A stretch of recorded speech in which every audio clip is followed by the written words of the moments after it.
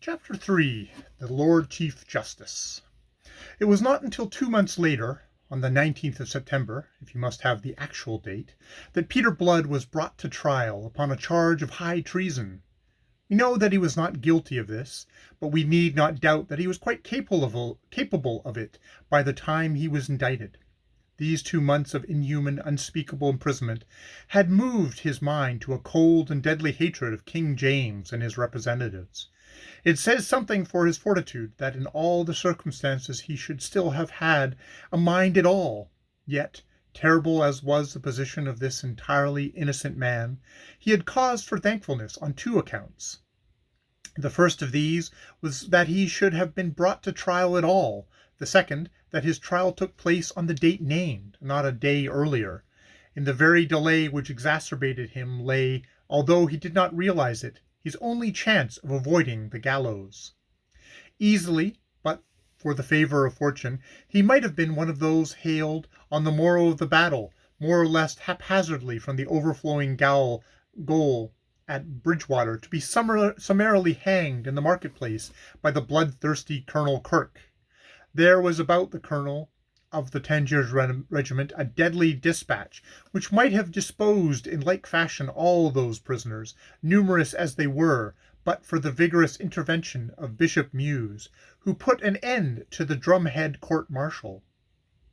Even so, in the first week after Sedgemoor, Kirke and Feversham contrived between them to put to death over 100 men after a trial so summary as to be no trial at all. They required human freight for the gibbet, which they were planting the countryside, and they cared little how they procured them, or what innocent lives they took. What, after all, was the life of a clod? The executioners were kept busy with rope and chopper and cauldrons of pitch. I spare you the detail of that nauseating picture. It is, after all, with the fate of Peter Blood that we are concerned, rather than with that of the Monmouth rebels. He survived to be included in one of those melancholy droves of prisoners who, chained in pairs, were marched from Bridgewater to Taunton. Those who were too sorely wounded to march were conveyed in carts, into which they were brutally crowded, their wounds undressed and festering. Many were fortunate enough to die upon the way. When Blood insisted upon his right to exercise his art so as to relieve some of this suffering, he was accounted importunate and threatened with a flogging. If he had one regret now, it was that he had not been out with the Monmouth. That, of course, was illogical, but you can hardly expect logic from a man in his position. His chain companion on that dreadful march was the same Jeremy Pitt who had been the agent of his present misfortunes. The young shipmaster had remained his close companion after their common arrest. Hence, fortuitously, they had been chained together in the crowded prison, where they were almost suffocated by the heat and the stench during those days of July, August, and September. Scraps of news filtered into the gaol of the outside world. Some may have been deliberately allowed to penetrate. Of these was the tale of Monmouth's execution. It created profoundest dismay amongst those men who were suffering for the Duke and the religious cause he had professed to champion. Many refused utterly to believe it. A wild story began to circulate that a man resembling Monmouth had offered himself up in the Duke's stead, and that Monmouth survived to come again in glory to deliver Zion and make war upon Babylon. Mr. Blood heard that tale with the same indifference with which he had received the news of Monmouth's death. But one shameful thing he heard in connection with this, which left him not quite so unmoved, and served to nourish the contempt he was forming for King James. His Majesty had consented to see Monmouth. To have done so unless he intended to pardon him was a thing execrable and damnable beyond belief, for the only other object in granting that interview would be the evilly mean satisfaction of spurning the abject penitence of his unfortunate nephew. Later they heard that Lord Grey, who after the Duke, indeed perhaps before him, was the main leader of that rebellion, had purchased his own pardon for £40,000. Peter Blood found this of a piece with the rest. His contempt for King James blazed out at last. "Why, here's a filthy mean creature to sit on a throne!" If I'd known as much of him before I had known today, I don't doubt I should be given cause to be where I am now. And then on a sudden thought, and where will Lord Gildoy be, do you suppose? He asked. Young Pitt, whom he addressed, turned towards him a face from which the ruddy tan of the sea had faded almost completely during those months of captivity. His grey eyes were round and questioning. Blood answered him. Sure now, you've never seen his lordship since that day at Oglethorpe's. And where are the other gentry that were taken, the real leaders of this plaguey rebellion? Grey's case explains their absence, I think. They are wealthy men and can ransom themselves. Here, awaiting the gallows, are none but the unfortunates who followed. Those who had the honour to lead them go free. It is a curious and instructive reversal of the usual way of things. Faith, it's an uncertain world entirely. He laughed and settled down into that spirit of scorn, wrapped in which he had stepped later into the great hall of Taunton Castle to take his trial. With him went Pitt and the yeoman Baines. 3 of them were to be tried together, and their case was to open the proceedings of that ghastly day. The hall, even to the galleries, thronged with spectators, most of whom were ladies, was hung in scarlet, a pleasant conceit this, of the Lord Chief Justice's, who naturally enough preferred the colour that should reflect his own bloody mind. At the upper end, on the raised dais, sat the Lords Commissioners, the 5 judges in their scarlet robes and heavy dark periwigs, Baron Geoffrey of Wem enthroned in the middle place. The prisoners filed in under guard. The crier called for silence under pain of imprisonment, and as the hum of voices gradually became hushed, Mr. Blood considered with interest the 12 good men and true that composed the jury. Neither good nor true did they look. They were scared, uneasy, and hangdog as any set of thieves caught with their hands in the pocket of their neighbours. They were 12 shaken men, each of whom stood between the sword of Lord Chief Justice's recent bloodthirsty charge and the wall of his own conscience. From them Mr. Blood's calm, deliberate glance passed on to consider the Lords Commissioners, and particularly the presiding judge, that Lord Jeffreys, whose terrible fame had come ahead of him from Dorchester. He beheld a tall, slight man on the young side of 40, with an oval face that was delicately beautiful. There were dark stains of suffering or sleeplessness under the low-lidded eyes, heightened their brilliance and their gentle melancholy. The face was very pale, save for the vivid colour of the full lips and the hectic flush on the rather high but inconspicuous cheekbones. It was something in those lips that marred the perfection of that countenance. A fault, elusive but undeniable, lurked there to belie the fine sensitiveness of those nostrils, the tenderness of the dark, liquid eyes, and the noble calm of that pale brow. The physician in Mr. Blood regarded the man with a peculiar interest, knowing as he did the agonizing malady from which his lordship suffered, and the amazing, irregular, debauched life that he led in spite of it, perhaps because of it. "Peter Blood, hold up your hand." Abruptly he was recalled to his position by the harsh voice of the clerk of arraigns. His obedience was mechanical, and the clerk droned out the wordy indictment which pronounced Peter Blood a false traitor against the most illustrious and most excellent prince, James II, by the grace of God, of England, Scotland, France, and Ireland, king, his supreme and natural lord. It informed him that, having no fear of God in his heart, but being moved and seduced by the instigation of the devil, he had failed in the love and true and due natural obedience towards his said lord the king, and had moved to disturb the peace and tranquillity of the kingdom, and to stir up war and rebellion to depose his said lord the king from the title, honour, and the regal name of the imperial crown, and much more of the same kind, at the end of which he was invited to say whether he was guilty or not guilty. He answered more than he was asked. "It's entirely innocent I am." A small, sharp-faced man at the table before and to the right of him bounced up. It was Mr. Pollexfen,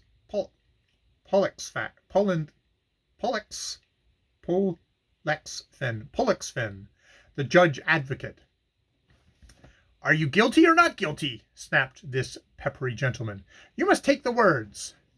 "Words, is it?" said Peter Blood. "Oh, not guilty." And he went on, addressing himself to the bench. On this same subject of words, may it please your lordships, I am guilty of nothing to justify any of these words I have heard used to describe me, unless it be of words of which I have heard used to describe me, unless it be of a want of patience at having been closely confined for 2 months and longer in a fetid gaol, with great peril to my health and even life. Being started, he would have added a deal more, but at this point the Lord Chief Justice interposed in a gentle, rather plaintive voice. Look you, sir, because we must observe the common and unusual methods of trial, I must interrupt you now. You are no doubt ignorant of the forms of law. Not so ignorant, my lord, but hitherto most happy in that ignorance. I would have gladly have foregone this acquaintance with them. A pale smile momentarily lightened the wistful countenance. I believe you. You shall be heard fully. You shall be fully heard when you come to your defence, but anything you say now is altogether irregular and improper. Enheartened by that apparent sympathy and consideration, Mr. Blood answered thereafter, as was required of him, that he would be tried by God and his country, whereupon, having prayed to God to send him a good deliverance, the clerk called upon Andrew Baines to hold up his hand and plead. From Baines, who pleaded not guilty, the clerk passed on to Pitt, who boldly owned his guilt. The Lord Chief Justice stirred at that. Come, that's better, quoth he, and his 4 scarlet brethren nodded. If it all were as obstinate as his 2 fellow rebels, there would never be an end. After that ominous interpolation, delivered with an inhuman iciness that sent shivers through the court, Mr. Pollexfen got to his feet.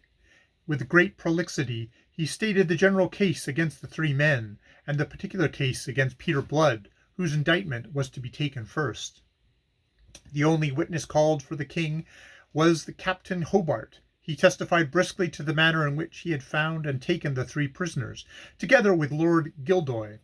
Upon the order of his colonel he would have hanged Pitt out of hand, but was restrained by the lies of the prisoner Blood, who led him to believe that Pitt was a peer of the realm and a person of consideration. As the captain's evidence concluded, Lord Jeffreys looked across at Peter Blood. Will the prisoner Blood ask the witness any questions? None, my lord. He has correctly related what occurred. I am glad to have your admissions that, without any of the prevarications which are usual in your kind, and I will say this, that here prevarication would avail you little, for we always have the truth in the end, be sure of that. Baines and Pitt similarly admitted the accuracy of the captain's evidence, whereupon the scarlet figure of the Lord Chief Justice heaved a sigh of relief. This being so, let us get on, in God's name, for we have much to do. There was now no trace of gentleness in his voice. It was brisk and rasping, and the lips through which it passed were curved in scorn. I take it, Mr. Pollexfen, that the wicked treason of these 3 rogues being established, indeed, admitted by them, there is no more to be said. Peter Blood's voice rang out crisply on a note that seemed almost to contain laughter. May it please your lordship, but there's a deal more to be said. His lordship looked at him, first in blank amazement at his audacity, then gradually with an expression of dull anger. The scarlet lips fell into unpleasant, cruel lines that transfigured the whole countenance. How now, rogue? Would you waste our time with idle subterfuge? I would have your lordship and the gentlemen of the jury hear me on my defence, as your lordship promised that I should be heard. Why, so you shall, villain, so you shall. His lordship's voice was harsh as a file. He writhed as he spoke, and for an instant his features were distorted. A delicate, dead-white hand, on which the veins showed blue, brought forth a handkerchief, with which he dabbed his lips, then his brow. Observing him with his physician's eye, Peter Blood judged him a prey to the pain of the disease that was destroying him. So you shall, but after the admission was made, what defence remains? You shall judge, my lord. That is the purpose for which here I sit. So you shall, gentlemen. Blood looked from judge to jury. The latter shifted uncomfortably under the confident flash of his blue eyes. Lord Jeffreys' bullying charge had whipped the spirit out of them. Had they, themselves, been prisoners accused of treason, he could not have arraigned them more ferociously. Peter Blood stood boldly forward, erect, self-possessed, and saturnine. He was freshly shaven, and his periwig, if out of curl, was at least carefully combed and dressed. Captain Hobart has testified to what he knows, that he found me at Oglethorpe's farm on the Monday morning after the Battle of Weston, but he has not told you what I did there." Again the judge broke in. "Why, what should you have been doing in the company of rebels, two of whom, Lord Gildoy and your fellow here, have already admitted their guilt?" "That is what I beg to leave tell you, my lordship." "I pray you do, and in God's name be brief, man, for if I am to be troubled with the say of all you traitor dogs, I may sit here until the spring Aziz." "I was there, my lord, in my quality as physician, to dress Lord Gildoy's wounds." "What's this? Do you tell us that you are a physician?" "A graduate of Trinity College, Dublin." "Good God!" cried Lord Jeffreys, his voice suddenly swelling, his eyes upon the jury. "What an impudent rogue this is!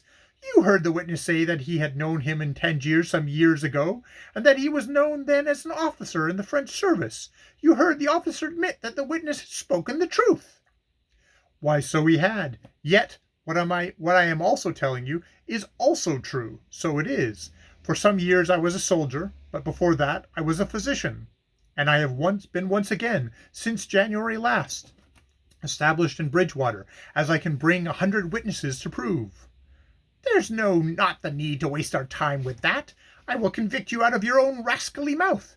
I will ask you only this. How came you, who represent yourself as a physician, peacefully following your calling in the town of Bridgewater, to be with the army of the Duke of Monmouth?" "I never was with that army. No witness has sworn to that, and I dare say no witness will. I never was attracted to the late rebellion.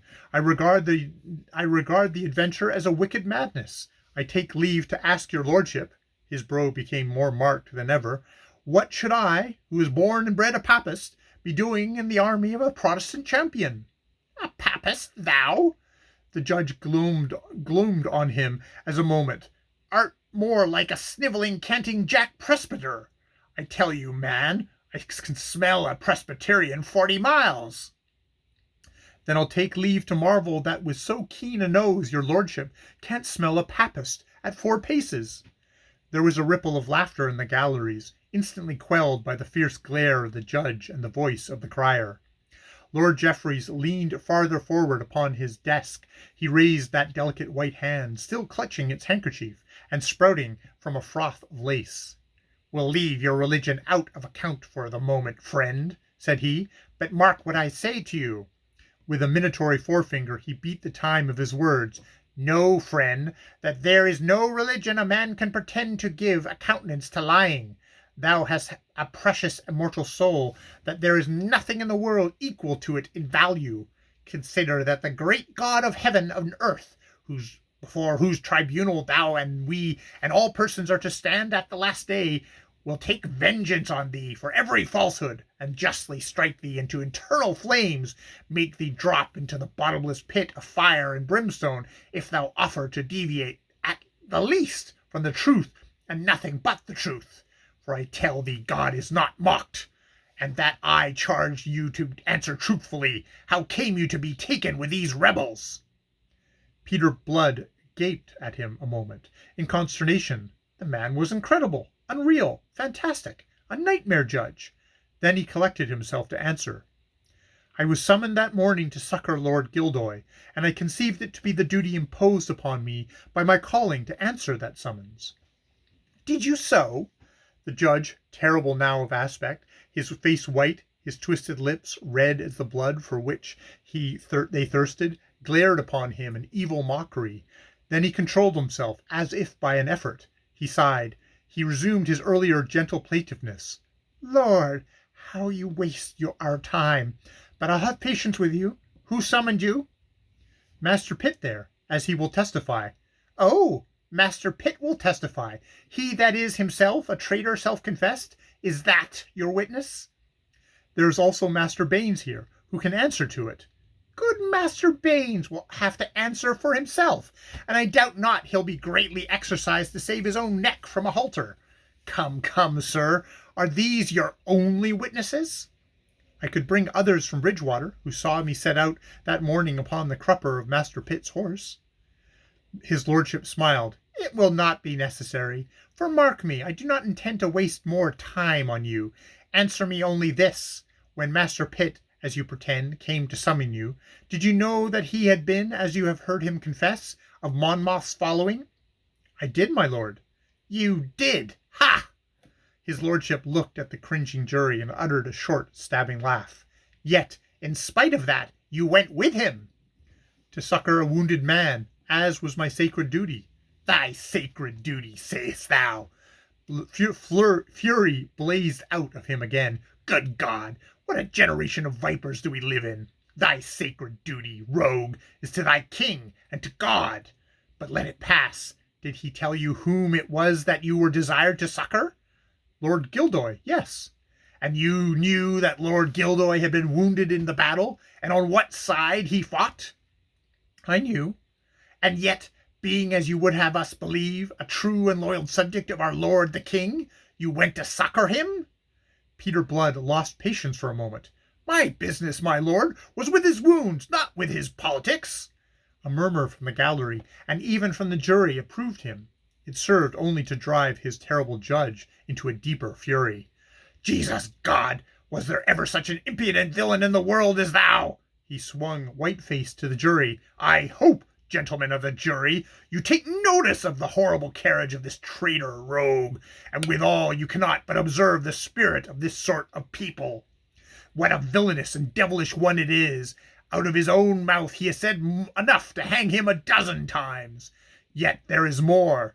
Answer me this, sir. When you cozened Captain Hobart with your lies concerning the station of this other traitor Pitt, what was your business then? To save him from being hanged without trial, as was threatened. What concern was it of yours whether or how the wretch was hanged? Justice is the concern of every loyal subject, for an injustice committed by one who holds the king's commission is in some sense a dishonor to the king's majesty. It was a shrewd, sharp thrust aimed at the jury, and it reveals, I think, the alertness of the man's mind, his self-possession, ever steadiest in a moment of dire peril. With any other jury, it must have made the impression that he hoped it to make. It may have even made its impression upon these poor parsimonious sheep.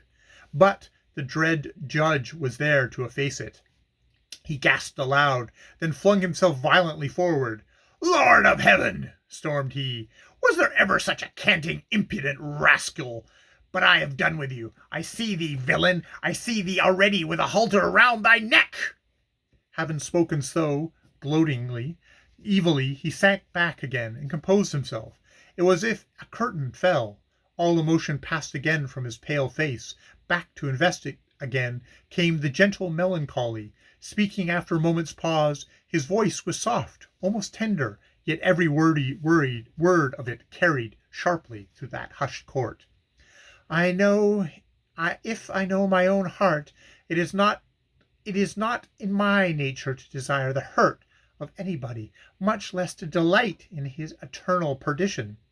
It is out of compassion for you that I have used all these words, because I would have you have some regard for your immortal soul, and not ensure its damnation by obdurately persisting in the falsehood and prevarication.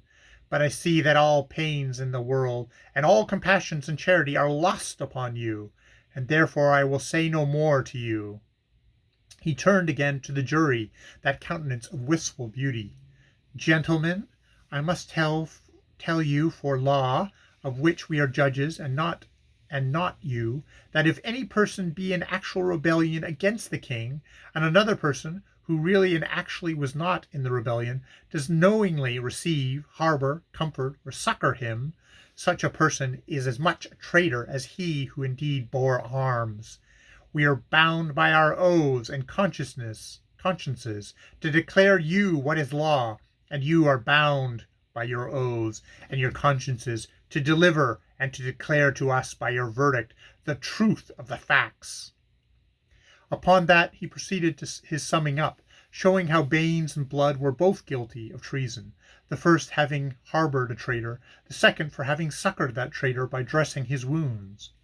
He interlarded his address by sycophantic allusions to his natural lord and lawful sovereign, the king, whom God had set over them, and with vicissitudes of nonconformity and of Monmouth, of whom, in his own words, he dared boldly affirm that the meanest subject within the kingdom was of legitimate birth, had better title to the crown.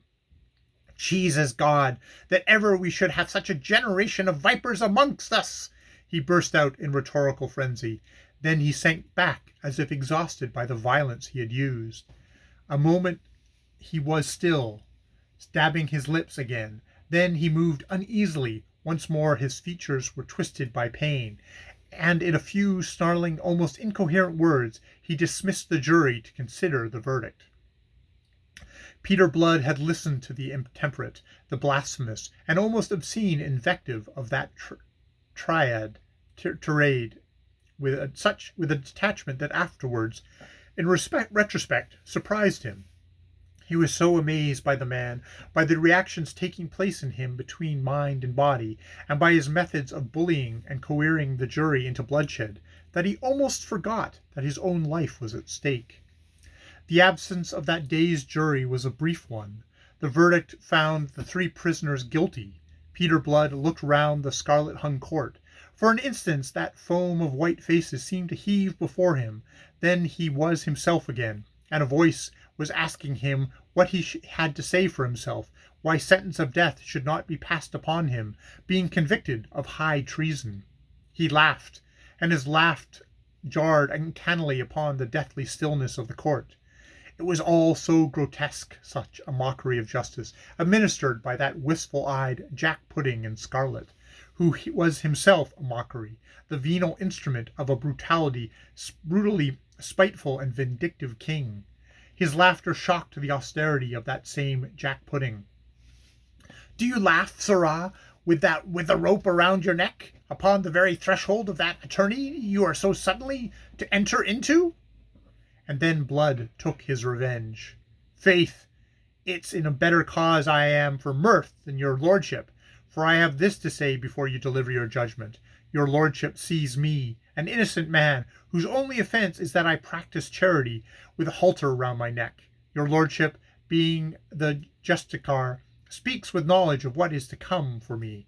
I, being a physician, may speak with knowledge of what is to come to your lordship. And I tell you that I would not now change places with you, that I would not exchange this halter that you fling about my neck for the stone that you carry in your body. The death to which you may doom me is a light pleasantry, by contrast to the death to which your lordship has been doomed by the great judge with whose name your lordship makes so free." The Lord Chief Justice sat stiffly upright, his face ashen, his lips twitching, and whilst you might have counted 10, there was no sound in that paralyzed court after Peter Blood had finished speaking. All those who knew Lord Jeffreys regarded this as the lull before the storm, and braced themselves for the explosion. But none came. Slowly, faintly, the colour crept back into that ashen face.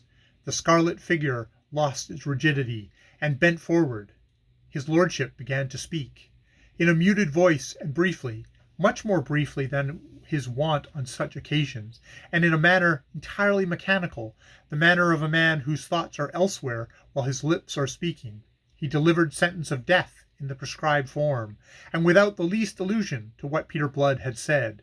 Having delivered it, he sank back exhausted, his eyes half closed, his brow agleam with sweat. The prisoners filed out. Mr.